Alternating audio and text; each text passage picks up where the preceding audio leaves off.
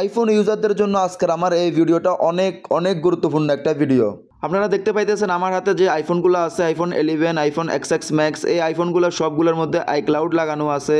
এখন এই আইফোনগুলোর একটার আইক্লাউড খুলতে কমপক্ষে 10,000, 15,000, 13,000, 14,000 টাকা পর্যন্ত লাগতে পারে। এখন প্রশ্ন হলো আইক্লাউডগুলো লাগে কিভাবে? এই আইক্লাউডগুলো লাগার কারণ হলো আমরা যখন ফোনগুলো রিসেট করি বা রিসেট করার আগে আমরা সেটিংসের মধ্যে যে একটা আইক্লাউড থাকে, যখন আপনি ফোনটা নতুন নিয়েছিলেন তখন যে একটা আইক্লাউড খুলছিলেন, ওই আইক্লাউডটা আমরা রিমুভ না করে শুধুমাত্র যে সেটিংসের মধ্যে গিয়ে একটা লেখা আছে ফ্যাক্টরি এল ডাটা রিসেট, ওইখানে গিয়ে আমরা ফোন খোলার যে লকটা আছে ওই লকটা দিলে ফোনটা কিন্তু রিসেট হয়ে যায়। তখন আপনারা হয়তো আইক্লাউডের নাম জানেন না বা আইক্লাউডের পাসওয়ার্ড জানেন না, তখন ফোনটা আপনারা আর খুলতে পারবেন না, এরকম আইক্লাউড সমস্যা হয়ে যাবে। এই জন্য আপনারা কোনো আইফোন রিসেট করার আগে বা ফ্যাক্টরি রিসেট করার আগে, ফরম্যাট করার আগে আপনারা অবশ্যই ফোনের যে আইক্লাউড আছে আইক্লাউডটা আপনারা আগে রিমুভ করে নেবেন।